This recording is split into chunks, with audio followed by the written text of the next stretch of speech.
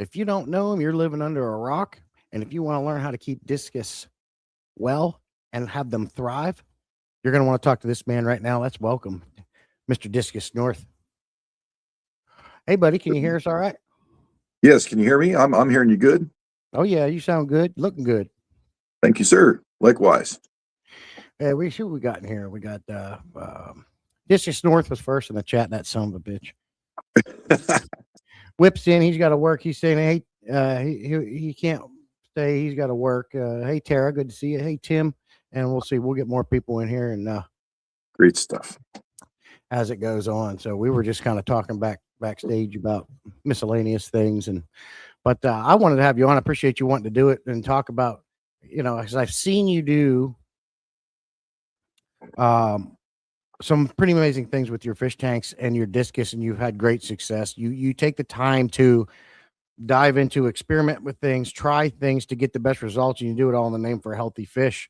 I think you've saved some fish that you've rescued in the past and brought them back to life. And with everything, there's success and failures. But I don't really see people trying. And I don't know nothing about discus. I've never kept them. But I see you trying things that other people I watch don't really try. And that's kind of wanted to bring you up and talk about what you do and what the best successes you've had and the things you've tried and how things worked out for you. Okay, yeah, that's good. I definitely try different stuff, and largely because I started by trying what everyone else does, and it wasn't working.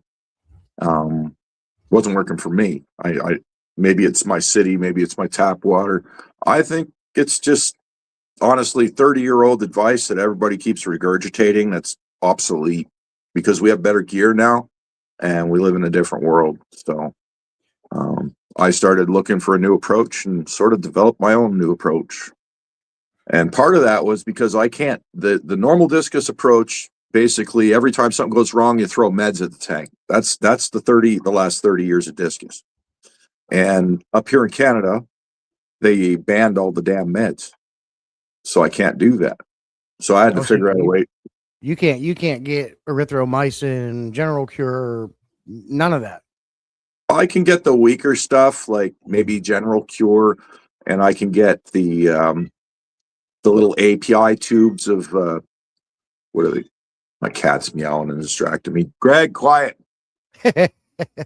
Tara's in here. She's a big cat. She's a cat lady. She loves her cats. Tara doesn't know why I'm down here. She's screaming at the top of the stairs.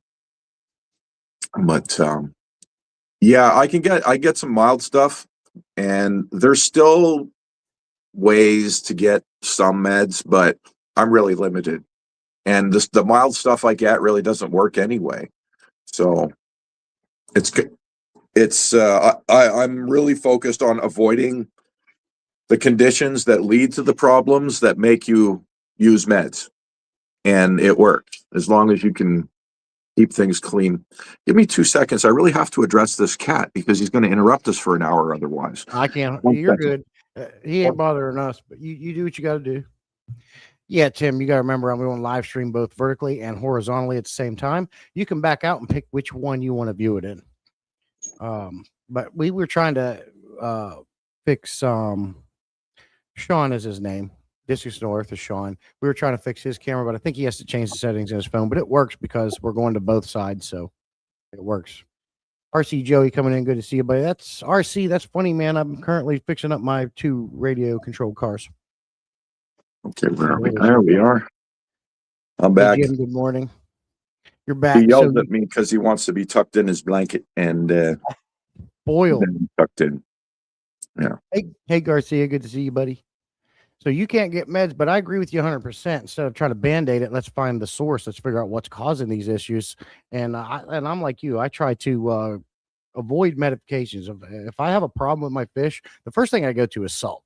Now, if it's past the salt stage, we're going to have to go to meds. And I got a whole little QT set up here. But a lot of times I find quarantine tanks are great for when you get new fish.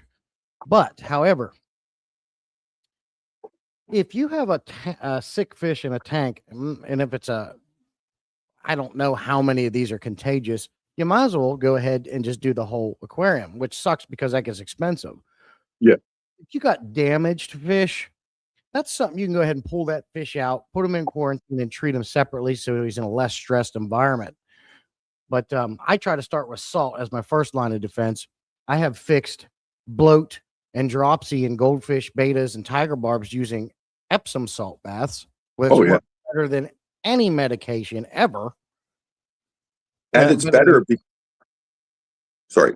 dude, it's better. It has worked better like than peas and all that stuff. Epsom salt Yeah. baths and salt, so And it's also better in the sense that I've learned by trial and error.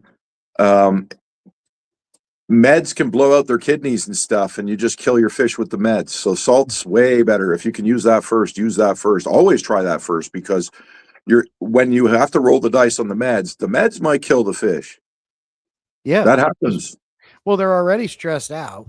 Yeah. And then you go do that, and it just adds fuel to the fire. Yeah. Appreciate the super chat, Brandon or Whizzle. Thank you, buddy. AP tag, ladies and gentlemen. Let's forget to hit that like button. But you have so. Well, I guess we'll stick on fish health and medicine and things like that. So you can't get that stuff anymore, anyways. So have you found your success rate to be just using salt and doing things more naturally versus because I'm assuming when you first started, you were like, oh, I need these meds, and you did it. So you've got the experience. Yeah. And then one day you said, you know what? After some research, I'm going to do the salt thing. At what point did you say salt was way better than the meds? I've only used the salt a few times. I try not to even do that. And so initially I bought a bunch of baby discus and lost a bunch of baby discus. And I tried doing the med things to keep them alive, all that stuff. Pretty much just a dismal failure. It didn't work. And I started to wonder what's killing my fish. And I learned that it's basically bacteria in the water column, pathogens in the water column, right? That's where all the sickness starts. That's where it all begins. Kind of like with humans too. Yeah. If you live in a shitty environment, you're going to get sick because it's squalor, and if people were pooping all over your house and peeing all over your house, and you'd get sick. You'd come down with dysentery and all kinds of nastiness, and you'd die too.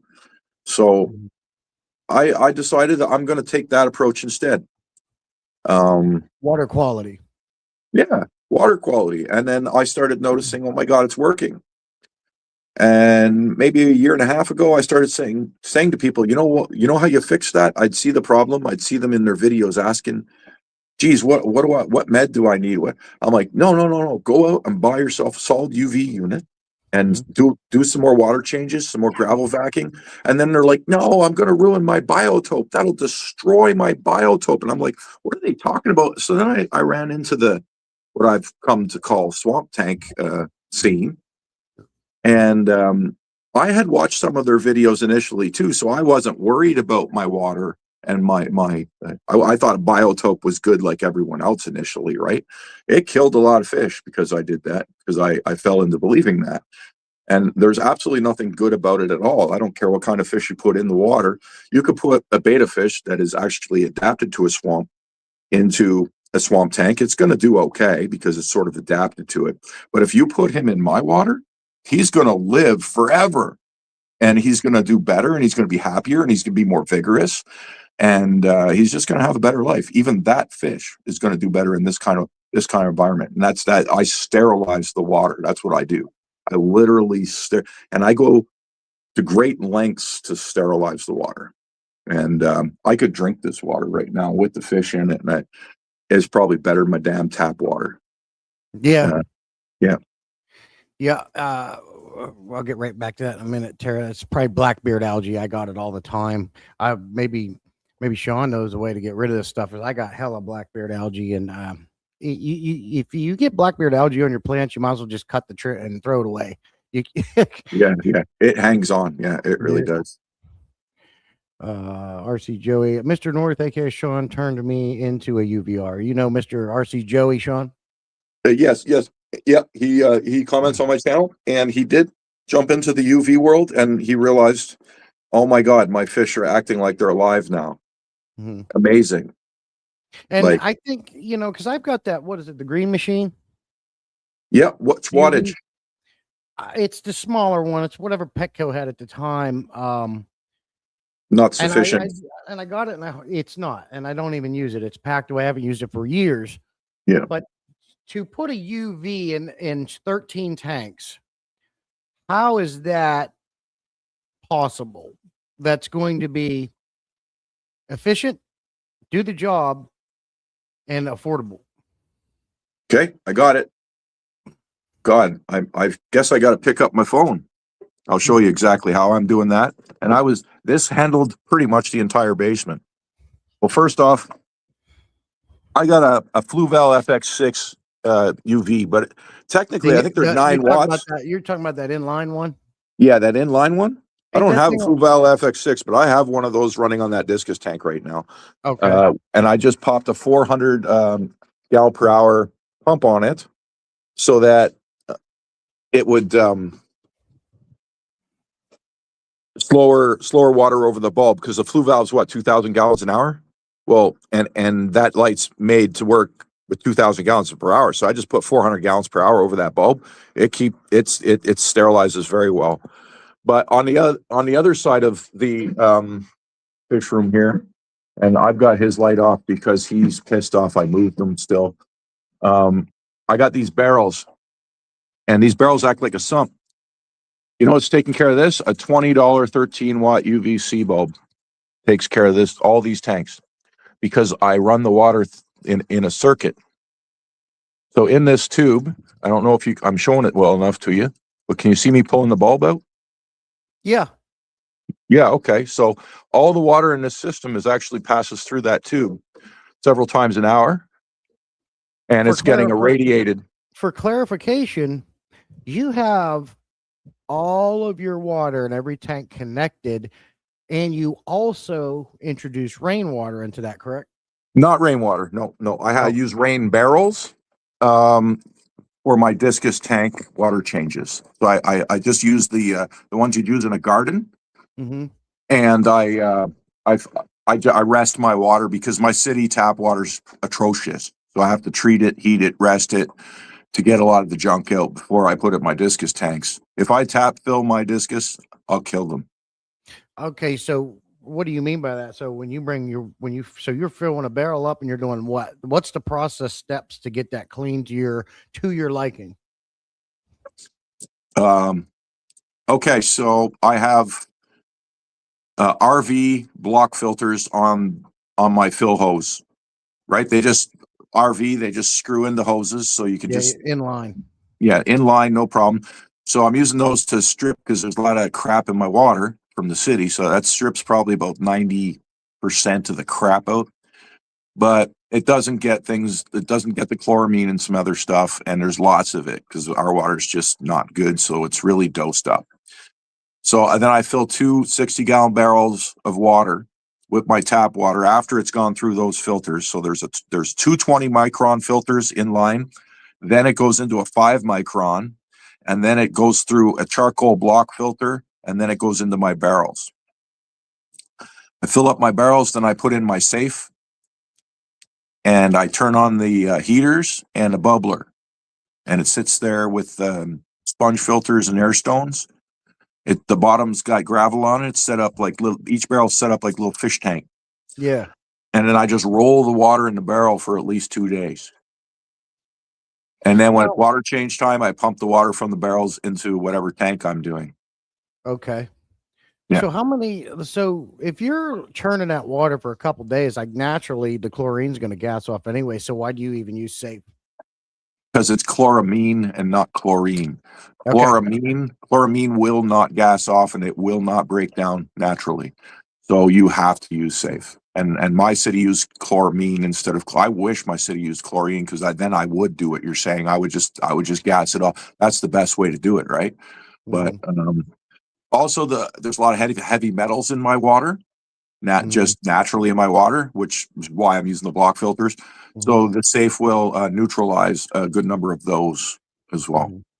Better safe than sorry. Yeah. And so you say you got all of your tanks connected for the Correct. water. Except And for this one now. This one has been isolated now from my cold water tanks in the basement because I've just turned this into my discus main tank. My other previous main tank upstairs is still operating, but I've got too many fish now, and I've actually got a whole big batch of high quality fish coming next week. And so I'm preparing for that. So we've got 7 of my adults from upstairs now down in this tank to sort of keep it fish in cycled while I wait. And there'll be 10 more high quality adults going in this tank. I'll have 17 full grown adult discus down here. I've got 2 of my mated pairs upstairs with 8 babies. Yeah. So I'm gonna have a lot of discus soon. so you just primarily keep discus. Do you have any other fish? Oh yes, over here on the other side, I've got Oscars and parrotfish and some silver dollars, and I also have a flower horn. Let's get the light on for him. The discus is just your favorite and your main focus, though. Yeah, like these are regular fish, which are fun. They're nice to look at, but they require no effort. You're right. Like they really don't. It's this whole side here. I've got it linked up. It's 330 gallons, all linked together, and all these tanks, they've got cold water fish in them.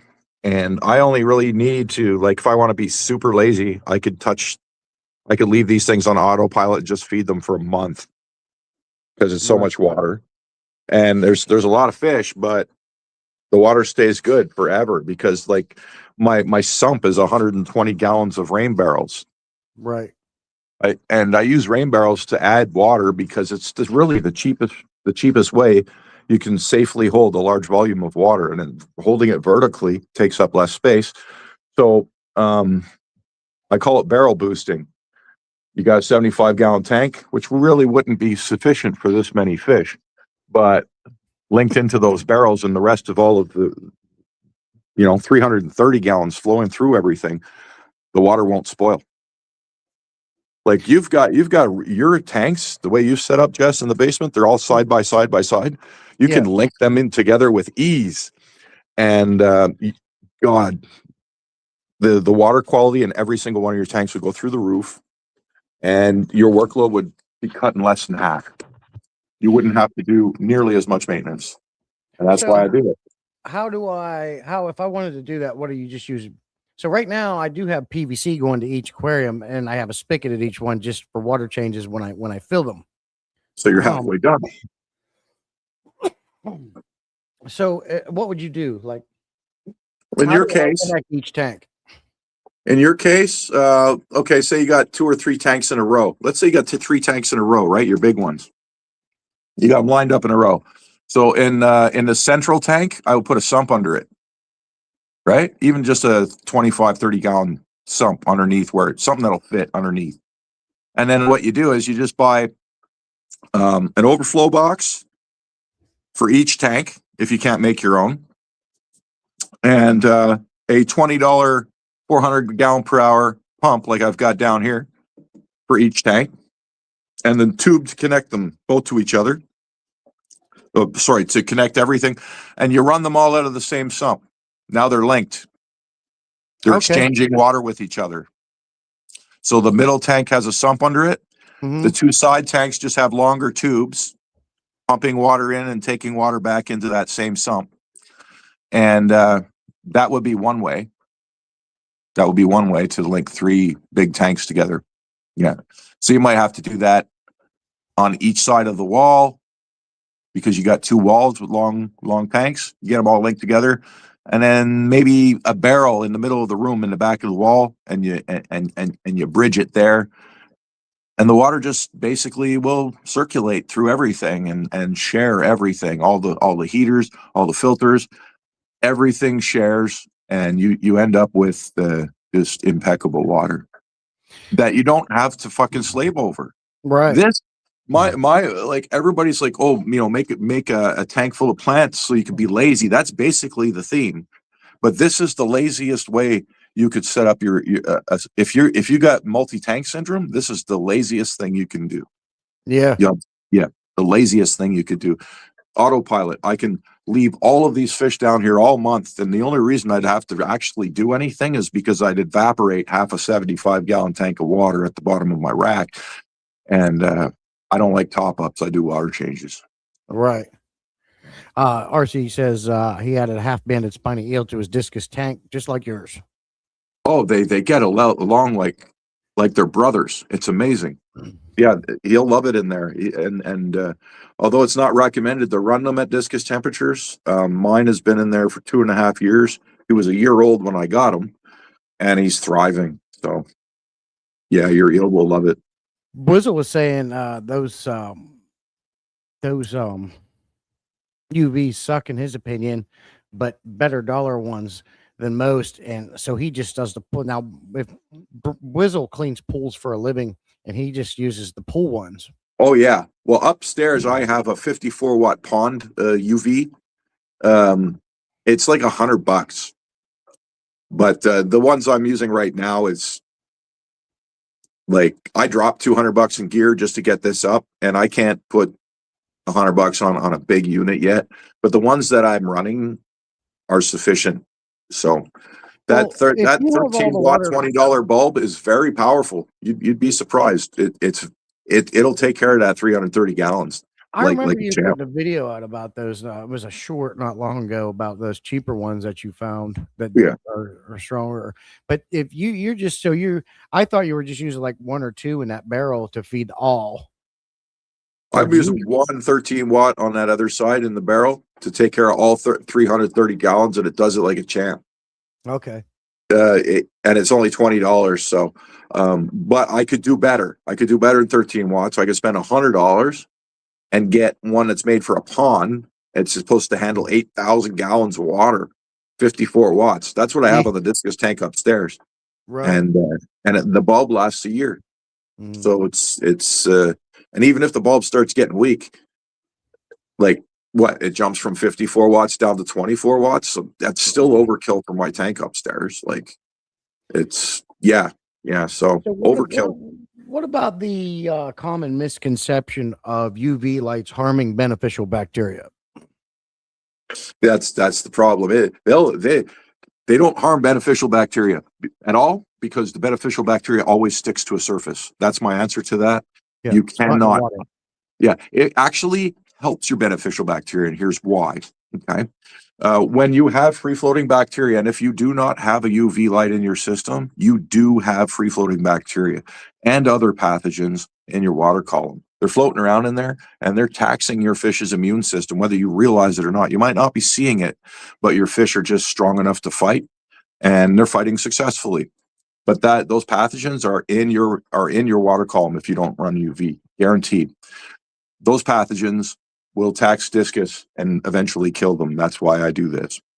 And again, the old school method was use medicine, but I can't do that, so I'm using UV. It's successful. But anyway, yeah, you got to kill the pathogens in the water column. Just wipe them out. Just wipe them out. That's what works, and it's going to work for every kind of fish out there. And it's better for their health. And I noticed in your barrel you had a bunch of pot scrubbers for beneficial bacteria. Did I see a bunch of pot scrubbers floating in there? Is that what you just use, or are you into the rings? What's your favorite beneficial bacteria media? I use everything. I don't pick a favorite. I put a little bit of everything because everything's got an advantage. So why not have every advantage? I got like stone slates in there. I got lava rock stuff. I got clay balls. I got gravel. I got chunks of porcelain tile from kitchen renovations. Just clean them off, throw them in because they didn't have any gloss on them. Yeah. Anything that bacteria can, and anaerobic bacteria gets in that stuff, right? So all those porous rocks and stuff, you're going after your anaerobic bacteria with that.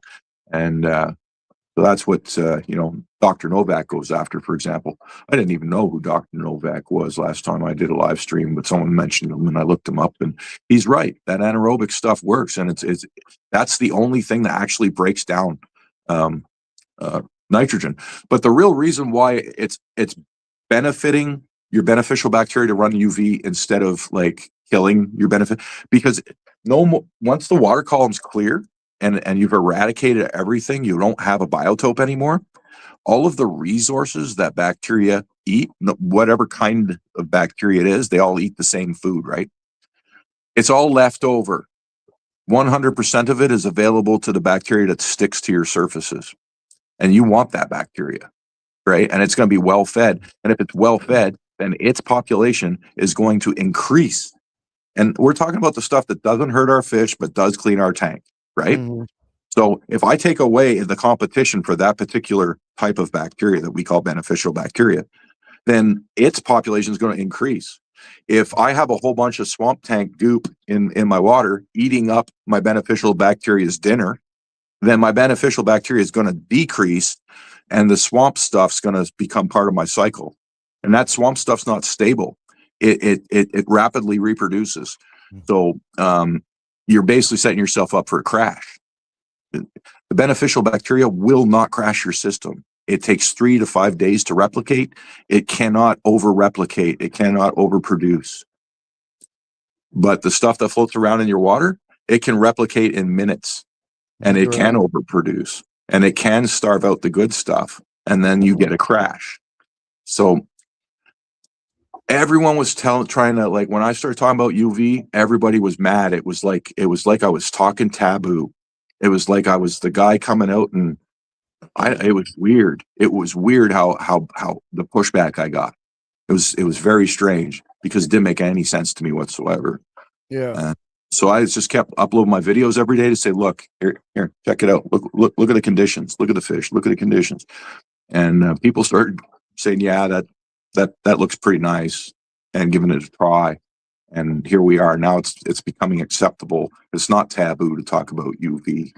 And Well, UV also will take care of overgrowth of algae too, if I'm not mistaken. Correct? oh yeah, it takes the food away for stuff like that. Yeah, I haven't seen blackbeard since I started doing this. Yeah, I got blackbeard. I got the brown, the green. I get cyanobacteria at times, but I think I've got a hold of that finally. I had that with a few tanks, but just removing physically as much as I can. I always thought, the mature tank builds and gets stronger over time.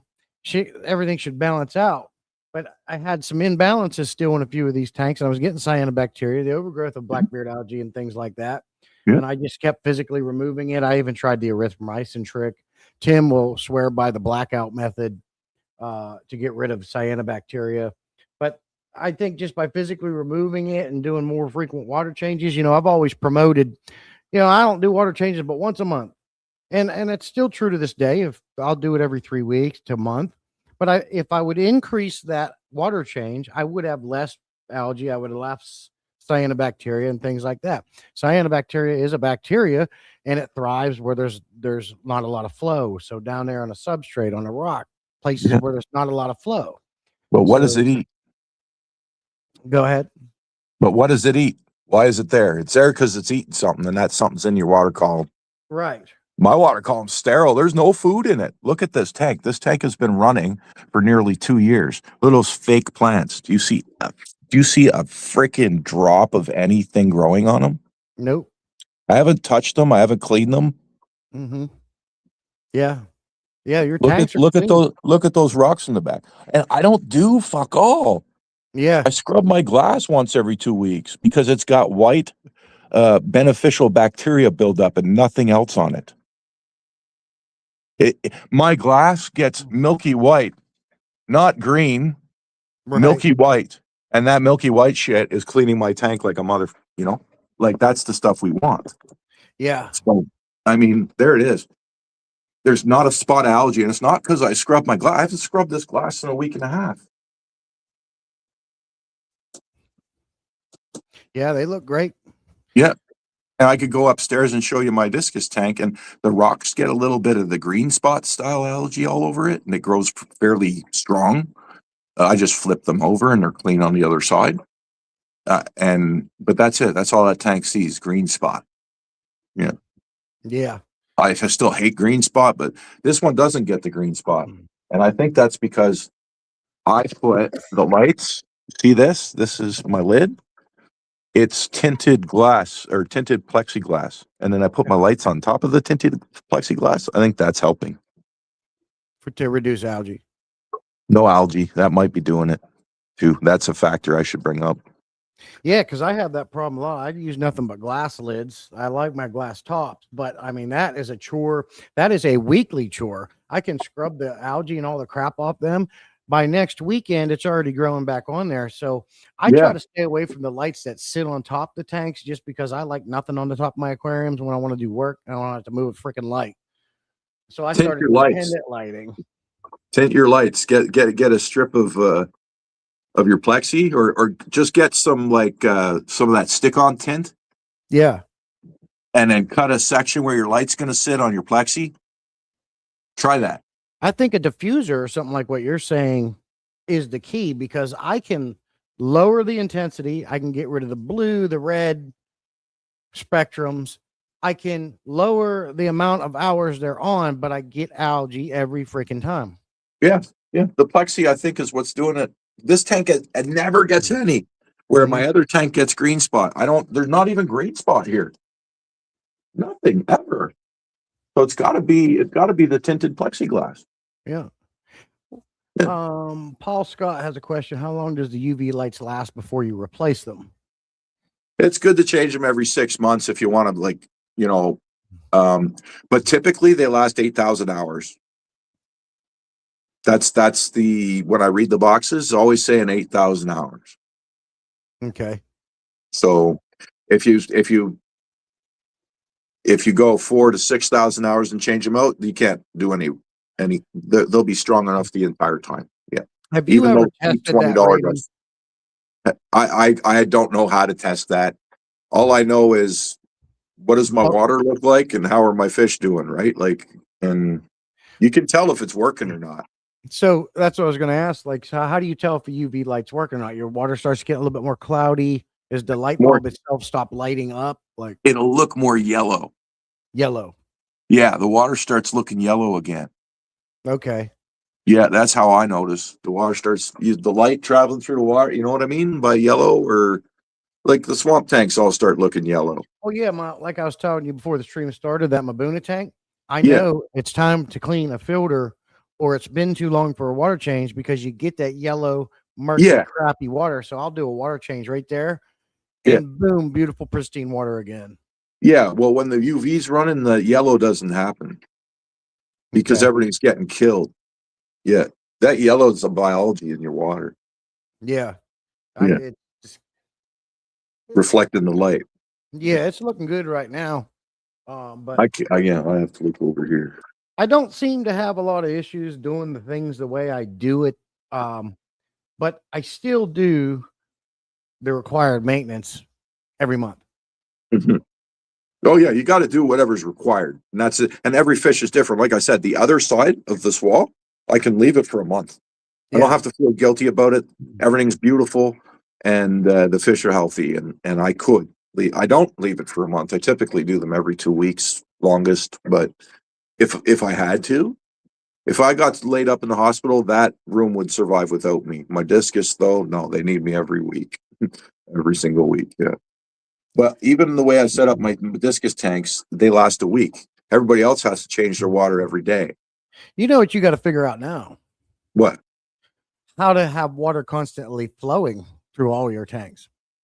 Oh, I know how to do that. Well, that's what I'm doing. I'm flowing when I link them, but you mean fresh water in, dirty water out? All the time, all day long, just like nature. Yeah, yeah. I could do that, but I would need a 300-gallon storage tank because my tap water sucks. Yeah. Hear you. It's doable. I don't have the space here though. One day I'll have a warehouse and I'll be doing that shit. Yeah. Yeah. Yeah. Yeah, they'll I all be automated, and my Tesla robots are going to walk around and feed yeah. all my fish. You know, Well, you got to get some more people assimilated. well, that too, that too. We just got Stubbs. We just got Yeah. Stubbs. So I need a little extra muscle for him. So we worked that out. But Yeah. Those shorts are great. yeah, I'm having fun with them, and Yeah. some people like them, so some people don't. But that's It's life. all it's You all can't please them all. So yeah, I seen that argument on that one but it's fun you got to have fun with what you're doing. If you can't, yeah, what's the point of doing it? yeah. Like it's not like I'm being serious. Mm. You know, Yeah. my anti swamp tank message is still there. That's not gonna go away because I truly believe in it. And I don't know when they challenged me, a few of them, and they went out and bought a bunch of baby discus and threw it in those style tanks. And I there was at least 3 channels that did it, and all those fish are dead, Yeah, I includes think including Jim Jones's. He just keeps he, replacing fish and showing you 6 months later. right. And MD, I think I seen that one video with MD His trying fish are to alive. His fish are alive. So hats off to him. but they're not growing to full potential. Yeah, yeah, and that therein lies the problem, right? With that setup, it's it, if he went out and bought full grown fish, no one would ever know. But you can't grow babies like that. No, you can't do that. It's you can put adults in that, but you can't put babies in that. Now I watch a guy like uh Dan. You ever watch Dan at Everyday Fish Keeping? Yeah, yeah, he's got the like purple stuff or blue or purple liner stuff around his. Yeah, I think I know who you're talking Yes. about. And he got discus that were gifted to him by one of his watchers, and he does Mhm. nothing special. He doesn't worry about temperature. He doesn't worry about pH. He just does water changes as he would do Yeah. with every one of his other fish, and never has a problem with them discus. And if you go to his next live stream, usually on Friday nights, they're Yeah, still there. yeah, yeah. You know, They're consistency. That's all they need. As long as you're consistent, and like he's clearly changing, he's not letting his tank get too far away from his water source, right? Which is probably straight tap water, and he's got probably got a real nice well and everything. That all helps, right? But his routine is consistent, so he doesn't ever the the TDS and pH in his tank doesn't ever get terribly far off from his tap water, and that's why he's never having any trouble. yeah. You know, if you get too lazy with discus, that happens. Like when any fish will die from that, really. But discus will definitely take a nosedive to improper treatment. Yeah, So he's got a good routine. He's got a yeah, good Jim routine. says he's never kept discus or a fish I will never keep again. That's something I want to try it, but I don't want to pay the price tag for them. You've got enough attention. You should be able to get somebody to like send you some, and Yeah, I've been just working start on asking them. Jose. Jose said he's going to send me some when he gets babies. There you go. Yeah, that could be a couple years away. It's babies don't show up. It's almost a lottery because that's why I'm buying so many fish or trying to accumulate so many discus because out of every 10 you might get one good pair that'll actually rear babies, and the parents need to rear the babies for the first like at least week and a half. You can't just take the babies away and do it like every other fish. They have to eat the slime coat. So much harder to produce babies with these fish, especially Yeah. if you're starting from scratch like me and growing them out and trying to get pairs. I can get all sorts of fish to lay eggs, but can they parent? Still working on that. So Now, I'll tell you a fish that I've noticed over the years that will tell you when there's something wrong with your tank, mhm. and that's the goldfish. Interesting. I've had many goldfish over the years. They sulk, they hang out at the bottom. Mhm. You can clearly see that they are not happy. As soon as you do a water change, they're swimming in it, they're loving it, they're back to vitality again. Yeah. Especially the damn fancies. I don't like fancy goldfish. I like the normal ones. But Uh-huh. goldfish, I don't know if you know about goldfish, but they're truly a special fish. They have adapted and evolutional. I'm not saying that right. They have adapted over the years to live in low oxygen environments. And how they do that is they're able to, what is it, change the carbohydrates or something like that in their body and convert it to alcohol. So if there's like no oxygen, they can convert the carbohydrates in their body to alcohol, and you can expel alcohol easier than you can now carbohydrates, which allows them to keep breathing in low oxygen environments. And Wonder if so they get, wonder if they I'm get drunk, yeah, but right? I did some research on them. The goldfish are freaking tanks, man. They really are. I have one fancy goldfish that I've had that's been better than any of the rest of them, and he's still going today. The rest of the fancies I've always had because they're compact, their Yeah. organs are all together, and they're more susceptible to things like bloat. And I was all constantly battling that with them. And I would only feed every other day. I was feeding high quality food. Like, what is going on?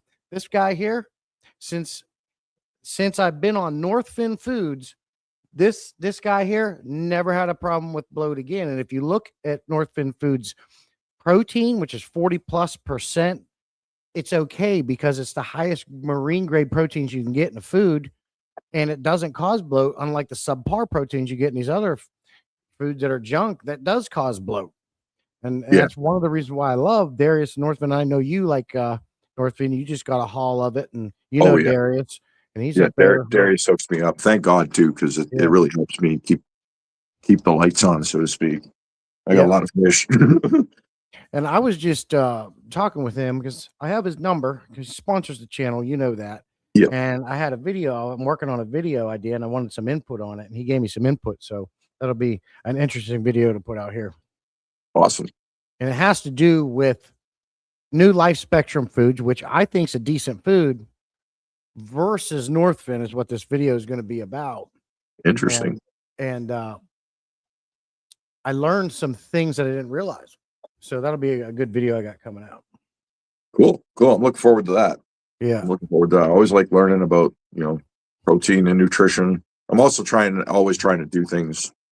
I'm on a budget like you never seen before. So it's feed the fish as best I can without breaking the bank, right? So yeah, that's what's nice about Northfin. It's got everything you need in the fish food. It's super healthy, and it doesn't. I always say, is the fish food good for the fish and the aquarium? Because foods can foul your tank. Oh yeah. Since I've been on Northfin, I never have a freaking issue. I stopped using beef heart because it's bad for my water, and I'm just we all know how I feel about water. Beef heart will foul up your water with bacteria, especially if you're not running UV. If you got discus, you're feeding them beef heart and you're not using UV, oh my God, you're in trouble. It's beef heart food, to me, beef heart period, it seems silly. When's the last time you saw a fish eating a hamburger out in the pond? Yeah, it doesn't happen. Yeah, it doesn't happen. If you're using beef heart, you're going to be daily water change guy and all that, and that's not me. So I ditched it. Well, I don't know if you're willing, and you don't have to. It's your choice. Just if you want to, would you be willing to walk around and show us some of your tanks? Yep. Cool. Let's see here. Can I flip cameras? The other camera's probably better.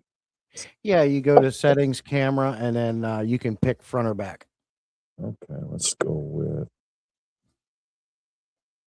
And make sure it'll also give you a switch you can toggle to mirror your image in case you're backwards. Oh, well, I think we're looking at a tank now, right?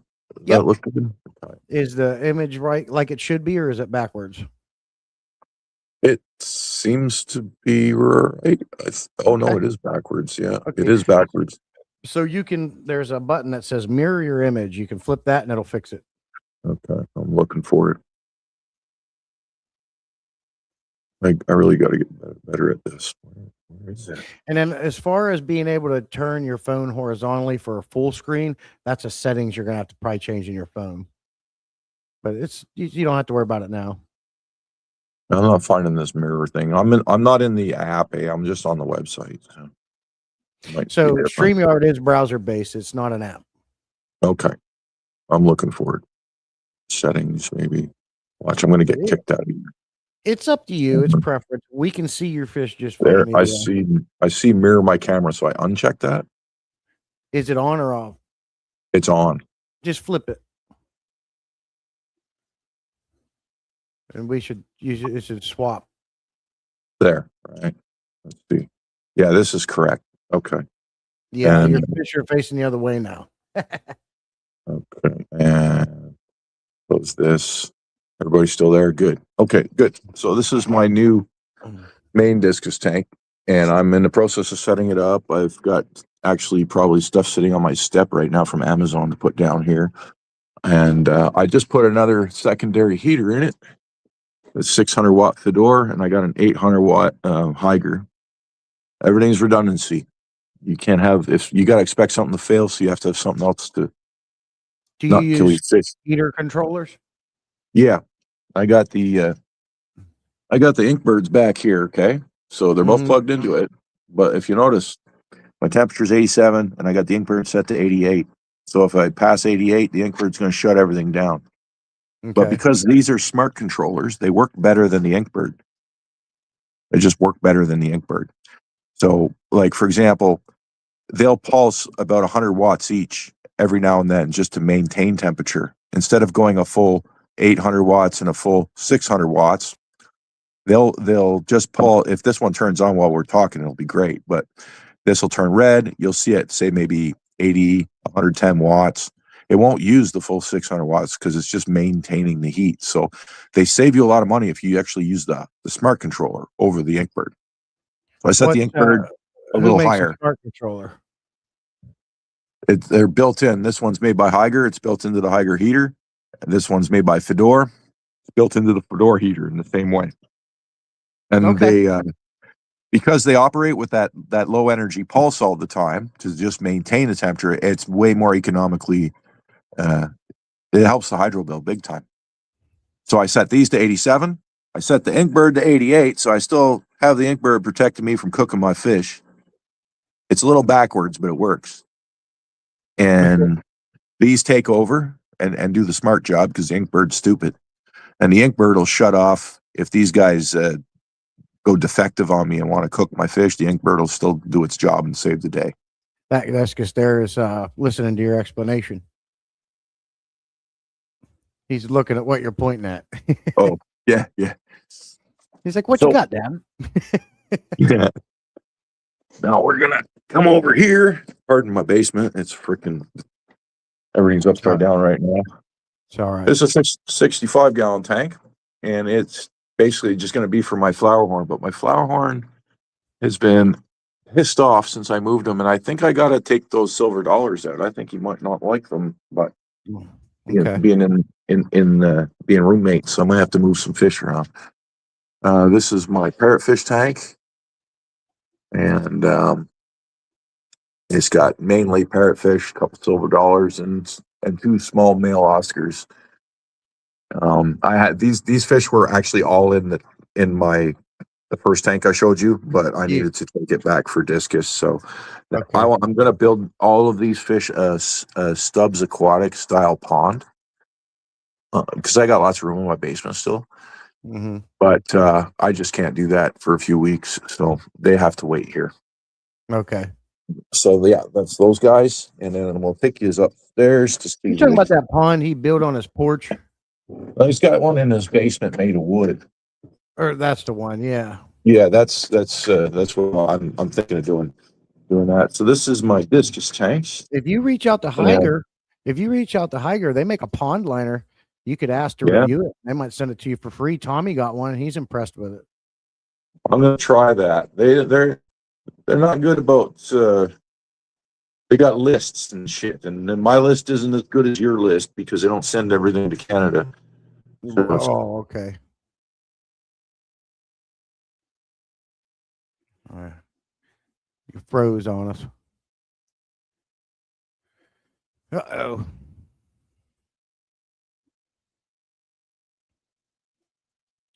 I think you froze on us. And my mated pairs in here. That's a pair. Oh, they're beautiful. Yeah, these males are just turned into monsters. They still got time to grow. I see that as a fish. There's a couple of fish I want to get. There's not too many more fish I want to get. I want to get Geophagus Venis, and I would love to try my hand at some of these discus. Like that Well, I'll one right tell. there, and is that a pigeon right there on the right? No, these are Turks, brilliant turquoise, and Okay. he's got what they call the explosion pattern here. These are Mm-hmm. pigeons. They're white pigeons, Okay. and he's They're he's not a white, really they're nice red. example. Well, yeah, the orange, but like they call when he looks like the male, they call him white pigeons, and then they don't show up very often. Like pigeons just produce these, but yeah, I'm lucky to have one to be honest, and he's huge too. So he's turning out to be perfect grow out, and I'm at the point where I'm just growing them out perfect now. But like these guys here are only a few months old, and they're freaking already almost 4 inch. Yeah, they're And beautiful. so those will be my year 3 grow outs, and they're going to be perfect because I've figured it out. Like, so don't be afraid to get yourself some discus because, well, I mean, I don't want to tell you how to set up your tank. I realize people get upset about that and everything else, but you can look at what I did, build your own system with some of the, whatever. But I could help you not fail, is my point. I definitely can Yeah. do that. I've done it for several people now, and they're all very happy with the results. And all they had to do was be brave enough to try to do something a little different. But you won't need meds. I haven't touched meds in so freaking long. It's not even funny. Like Touched a I what? don't know if that's normal. Medication, you won't need medication. Well, I got you. I haven't used medication in forever. Fish meds, yeah. Head back downstairs. The less is best with that. Yeah, it really is. So. But yeah, and then I link barrels together and What were you hiding increase there? Super volume. secret hidden project? Nah, just my house. I want people Bullshit. You mapping my got a house. super secret hidden project that's going to blow Yeah, the look, fish you see that world up. mess over there? I do. This is my secret project right now, but I showed everybody. I couldn't help myself. I was going to wait till the fish showed up and just go, boom, look at this. But So you mentioned earlier you got a big haul coming. yes, I'm getting fish that are 2+ years old. So roughly, they'll probably be like this guy here. And they were originally purchased at Chicago Discus, which is a very expensive discus store that sells really high quality stuff. And they're coming my way. I'm getting 10 of them. Nice. Full, beautiful. Yeah. We're just waiting on the weather. So what is and it's the starting to warm up. natural, what's the natural lifespan of a discus? 10 to 15 years under Have under you proper conditions and good water. have you reached that before in the past? Never. I'm this I think May will be my 3rd year back into fish keeping, and I started with discus. Yeah. Cool. Yeah. So What is the max size of the average size of a discus will reach? again, all depends on the conditions. That's where these fish get. What you And want to do is grow out I'm the big assuming ones. Like species too. in the wild, I've seen them up in the 12-inch, no problem. Yeah. They get size of a dinner plate, Yeah, like a 12-inch dinner plate. And well, dinner plate depends. It's sort of like where's the dinner plate been made? Because some dinner plates are like 9-10 inches, and other dinner plates are 12-14 inches. But I don't think discus get 14 inches. They can definitely, oddball one gets to be 12. Between 9 and 11 inches is probably the normal peak size. Okay. 9 and 11 inches is so. What is your favorite discus species model, if you will? The wild heckles. If I could get those, I would buy those only, and I would absolutely love it. But I can't even get them. I could drive hundreds of miles and not find them. I could probably get them shipped here, but I can't afford to do that. So I'm not that kind of guy. I go to the local pet shop. There's one pet shop in town. that might have discus every now and then, and that's where I've been getting mine. And they're B grade discus, the ones I've been getting, and I've just been doing my best with what I can get. What makes the grade A, B, C, D? What is it? Color, size, or what?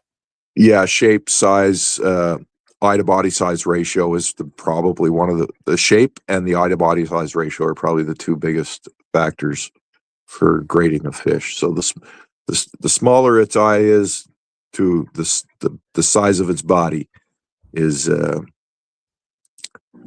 so this guy, for example, So the the back smaller the here, eye, the look bigger the at him. body is better. Yeah, you see that guy in the back? Look at his eye, how small it is. Okay, now look at the Yeah, guy in front of him here. Look how big that right. eye is in comparison. So he's lower quality. He's a lower quality fish, or well, he wasn't grown out right, and that's one of my year one fish. So, you live and learn. That's learning curve stuff. His brother's back there, same problem. Then the year two fish, like these red ones, nice eyes, not so bad, right? Yeah, And then I go upstairs and I show you my mated pairs. Those are year two fish, and their eye to body size ratios are just freaking stellar. Like each one of those fish is worth $500. yeah. Whereas these big eye ones, I'd be lucky to get two bills. Oh, okay. Yeah, that's That's a so. major difference. Yeah, it really. So yeah, you could $80 fish versus $500 fish. Yeah, if you grow them out right. Yeah. Very cool. Yeah. And what do you primarily feed them? What do they like the best? What's the best thing to feed a discus?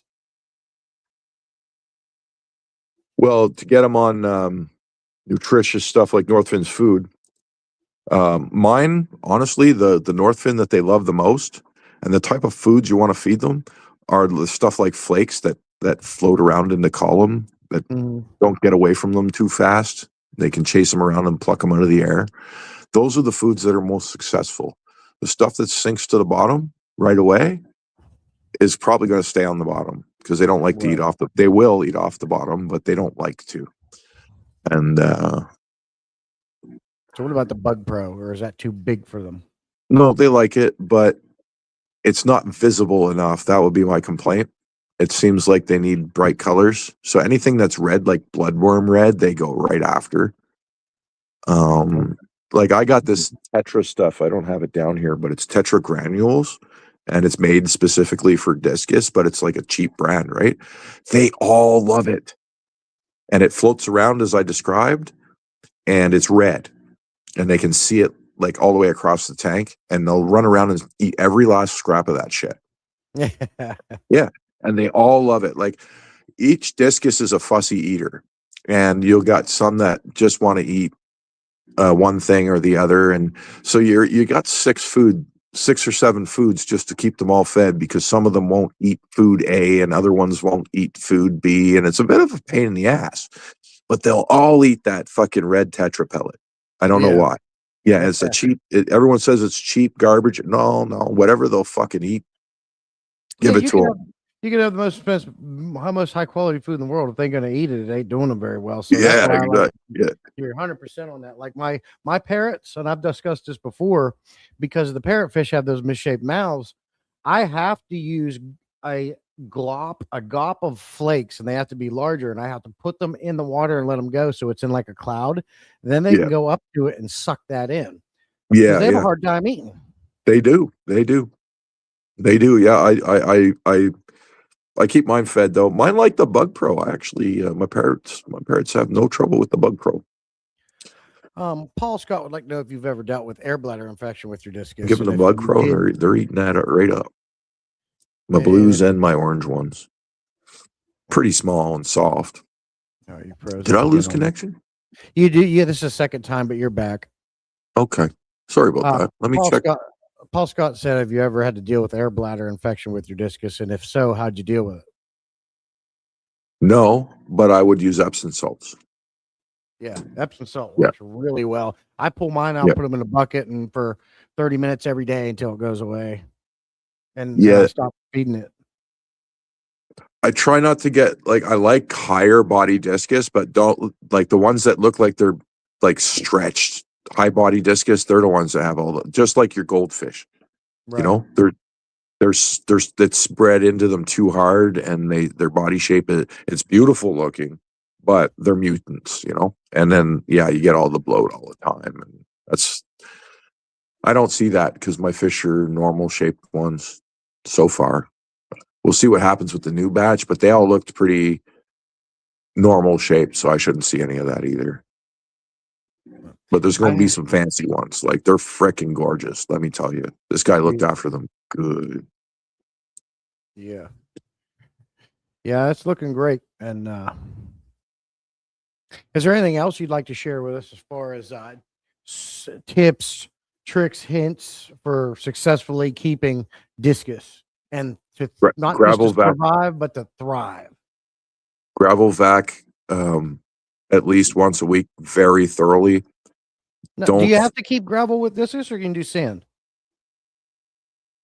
I think sand's a bad idea personally because it traps stuff, and people don't want to clean it. So what I do is I'm sand has advantages and gravel has advantages. Okay, so Hmm. I mix them. 50% sand, 50% gravel. There's sand in here Okay. and there's gravel. So because it's not just sand, I can use a regular gravel vac, setup on it. And because it's 50-50, when I'm vacuuming, the gravel tumbles and keeps the sand from going up. Oh, that's what I was going to ask next. You're probably sucking all your Yeah. sand. No, I'm not, because when the motion's happening, the gravel tumbles at the bottom, knocks all the sand. Just you don't suck all your sand out. And then the sand is filling in the gaps between the gravel, right? At 50%. Hmm. So I'm getting the benefit of it keeping the poop up so my filters can, that's what the sand does for you. Keeps the Okay. poop up so your filters can get it. So I get the best of both worlds. And then the gravel, being ceramic, has a bunch of little porous holes in it, right? So that means you're getting anoxic bacteria out of your gravel. In your gravel, it's helping you out. And the anoxic bacteria is the only thing that breaks down nitrates and turns it into gas that leaves your aquarium. If you wanted to do that as much as you can, I don't believe bare bottom tanks and discus Hmm. are the greatest idea unless you're breeding. Right. And Makes sense. yeah, moam is your enemy and anything that rots. So if you want plants, great. Don't stick them in the ground where you can't see the roots. Mount them up somewhere where you can watch the whole plant and get rid of the rot. If you keep the rot away, you can have as many plants as you want. If you're not going to maintain your plants and you're going to let the old stuff rot in your tank, you'll kill your discus. Okay. And now, is that why you have an air filter coming out of that plant there, or is that just for you looks? Yeah, I actually want to get a bubble bar, but I haven't done that yet. So it's crappy bubbles for now. But there's going to be a bubble bar back there, and I like to have lots of bubbles, lots of oxygen, lots of gas exchange. Yeah. Okay. From what I understand, in a handful of sand, there's more beneficial bacteria than that could be built up in an entire filter. Um, Well, Now, is that just a 50% of particular my bacteria, or is that all of it in the sand? Well, you see, it won't be anoxic style bacteria. It'll be beneficial though, correct? And but I mean, your sump is going to have way more stuff in it too, and there's more than one kind of bacteria. The gravel with all of the little porous holes in the rock, and the fact that it's deep, it like the gravel's got some depth, so that means there's a spot inside there where oxygen can't get to. Anoxic bacteria will occupy that. And you can't do that with a grain of sand. There's not enough depth for anoxic bacteria to exist. The way that anoxic bacteria exists with the sand is they trap it. They trap it in a gas pocket under the soil. That's dangerous. That's dangerous because it'll build up and accumulate. And then when you do disturb your soil, you release stuff in your tank that's just it would kill discus, in my opinion. So by mixing a 50-50, everything stays loose. And never use like play sand or sands that pack up. You want to use like silica sand. Sand that whenever you stick your hand in the tank, you can run your fingers through and it's loose every time you Yeah. touch it. Okay. Yeah. I If made it the packs up and you got to dig into it, you've made a mistake. You've made it Yeah. get it out. Yeah. Yep. I made that Yeah. mistake with play sand on my 375. I got it Yeah. because it was cheap. It was close. And I hate play sand, and I knew it before I did it. It's filthy. It's like combing a cat, right? You can comb a cat Mhm. 500 times, you're still getting fur out. You can clean Yep. that sand 500 times, it's still filthy. And I wish I'd Yep. have never put it in there. Well, you know what's going to happen? You should get it out because it's gonna pack up like hard pack, okay, and it's gonna push the center seams of your tank apart eventually. Yeah, I'm gonna get it out for sure and You know replace it. expansion and contraction, so it's gonna hard pack first when the weather's like cooler, and then things will get warmer, and boom, you'll pop your seams. Yeah, I would get it out. You need something that's always gonna move on its own when you run your fingers through. And what you're saying is true because you look at jungle vow, and I got jungle vow in this tank. It's a Yeah, plant that roots off, it traces. It's having a hell of a time growing in that sand. yeah, it's probably already hard packed. Your tank's at risk. Sorry to say. I don't Yeah. mean to be I'm not trying to criticize you. I'm trying to help you, like not wreck your Oh, beautiful oh, tank. Like, yeah, you yeah. know, No, I got you 100%. And I planned on replacing it. I hate it. I hate it. What I can yeah, do is take half out at a time, just so I don't remove all that bacteria at once. Fill it with like pool filter sand, which is one of my favorite. yeah, It's denser, it's lighter, like you say, as far as running your fingers through. It doesn't yeah. float in the water column as easy to get in filters. And then Hmm. I'll just take the other half out and then fill it up. One nice cheap solution. Yeah, sure. You gotta wash it first. It's a little dirty when you bring it home. You wash it, but then it's good. Sandblasting sand. Oh yeah, I got that in a lot of my tanks Yeah, as well. cheap, doesn't bind up. But it's black. Um, there's this other stuff I'm using in this tank. It's called green grit, and it's made of old wine bottles, old green wine bottles, Okay. and they Hmm. turn it into blasting sand. They did just crushed it back into a sand form. It's like crushed up wine bottles, so it's transparent green and white mixed Safe for the together. fish. Yeah, because it's just glass. Yeah. Yeah, I got It's just black a glass. diamond sandblasting sand in a lot of these aquariums. Yeah. And that's what I've always used, that and pool filter sand. I'll show you that. You can see the green grit over here a little better. So you can just see what kind of look and texture it gets. It's just busted up wine bottles. See that? Oh yeah. Yeah. And it's actually kind of natural looking. So if you don't want the black look, it's the actual brand name, Green Grit. And it's $50 for like $6. 50 Yeah. pounds for like $6. Well, that's So what you can get, irritated me. yeah.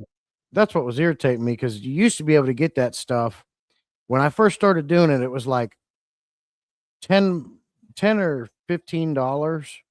It was $10 for 50 pounds, and now it's like went up to 20 something. Wow. Yeah, like if you buy aquarium sands, forget it. Like from Pet Shop, Oh, it'll right. rob it. Dude, Be like 400 freaking dollars. Yeah. I got videos on this subject, and you just reverse it. It's like 20 bucks. It's like 50 bucks for 20 pounds. It's insane. Yeah. Yeah. You're over $200 filling up any size tank. Yeah. Yeah. And I couldn't do that. So I had to find alternatives. That green grit Yeah. stuff, it's right on but you do have to rinse it out because it's got little pieces of bottle label mixed in there, little white pieces of paper, eh?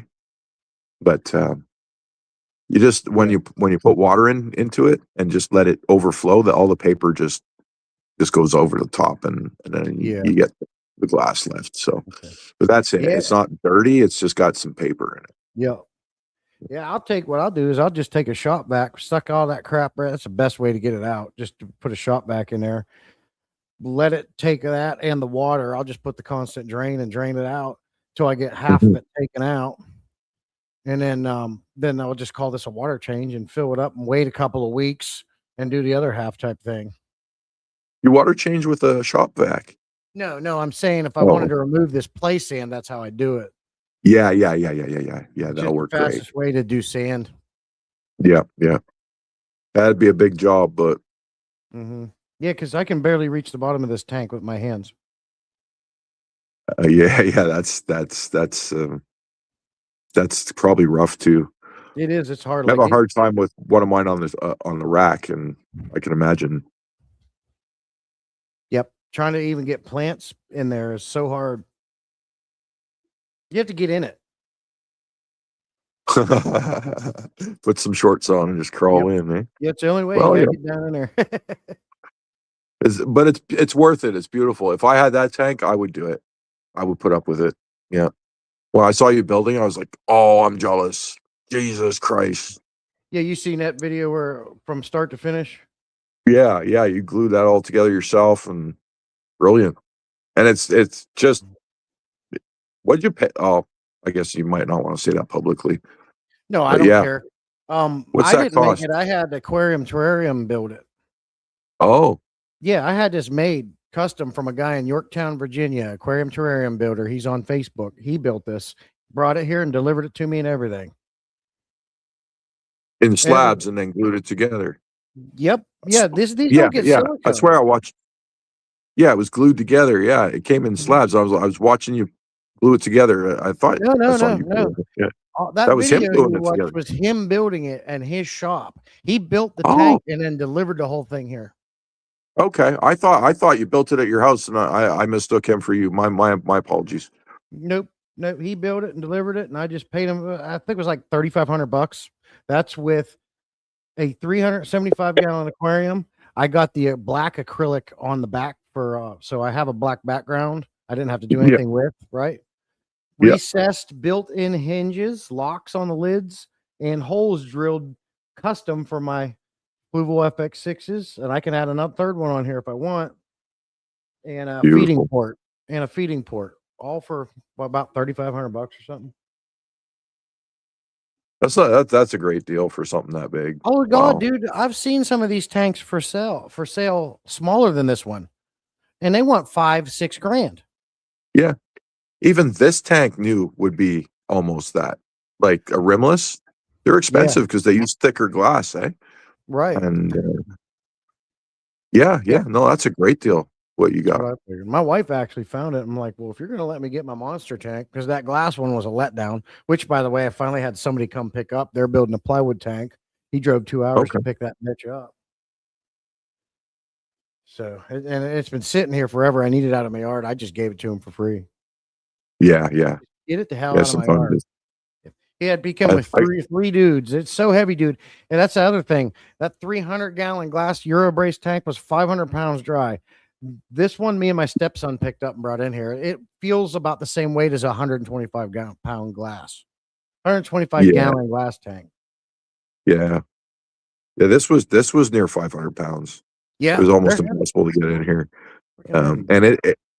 And it's only like I think it's 110 gallons, Mm-hmm. but the glass is just stupid thick, and it weighed a lot. I don't know. I did not think it was going to weigh what it did. I almost died, and I couldn't lift it today. No. It was 2 years ago. Mm-hmm. I got a hernia now. I couldn't lift this if I tried. Yeah. I'd end up in the hospital. Oh God, yeah. And after having this acrylic aquarium, honestly, going forward, if I was to replace any of my aquariums, I would probably just go. I would probably have that guy build me more, and I would slowly get rid of all these glass tanks and just have Yeah, him build me more. yeah, it's gorgeous. Acrylic looks nice. I like the clarity, Yep. and You got to be as long as you careful you treat don't it, scratch them. yeah, yeah, you just got to treat it gentle. But I'm okay with that. Actually, I Mhm. use the sponges just to clean this tank that you would use for acrylic because I don't want to scratch my glass either, Yeah. and Yep. keeps things nice, gets the job done.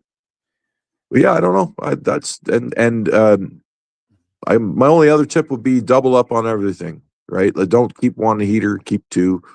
Yes, I agree with Not that. every different kind of filtration you can throw at it is also like there's every like chemical Yeah. sponge. Move a fluidized bed. I like them Yeah, fluidized filters. yeah, all of them. Run them all, and you'll find success that way too, because everything has an advantage. So use them all. RC Joey said, LOL, I just started a discus tank water change just now. There you go. Hashtag water change See? Saturday. Yeah, yeah. Heck, I might do one just for the hell of it. I don't even need to do one today, but Something to I do. think I'm Get going to ahead of do the this game.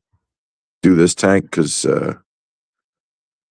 yeah, next week hopefully it's seeming like the first half of next week. Let me see if I switch mine there too.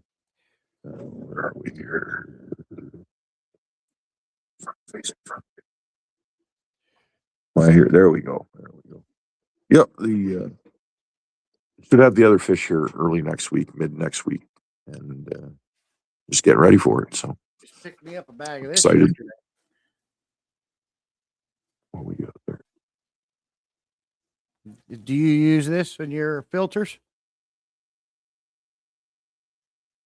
I'm trying to see it. Tell me what this is because I can't see it. I apologize. Polyfill. Yes, yeah, I've got that over on the Oscar side. I don't use it for my discus. No, I just don't need to. Yeah. I got a. Yeah. I love this stuff. It's fairly cheap. You get a lot of this. Will last me another 78 years. But what a great easy way to filter. You can rewash it out and put it back in. Yeah, and it'll hold beneficial too. Yeah. I use that on the in the cold water tanks. Yeah, because the Oscars are just nasty little pigs, so it's good to use that. Yeah. Well, Shawn, I certainly appreciate you coming up. I'm probably going to get off here. We've been hour 16, and I got some things to take care of, and it's too hot in here. I'm sweating. There you go. Likewise, I have a lot to take care of myself. Thanks for having me, and it was a pleasure. It was a pleasure. Thank you, buddy. Thanks everyone for stopping by. I'll read the chat afterwards. Sorry, I didn't read any now because it's All right. yeah. That's okay. That's why we could replay. But thanks again, buddy. I appreciate you wanting to do this. No, anytime. Thanks for having me, and great idea. Yes, sir, buddy. We'll see you on the field. Okay. Ciao for now. I'll see you guys later. Thanks. You guys know I enjoy every Saturday, and we'll see you next Saturday with a different topic. So look forward to a video coming out, Northfin versus New Life Spectrum Foods. Why Northfin's still superior. We're going to jump into that. So have a good weekend.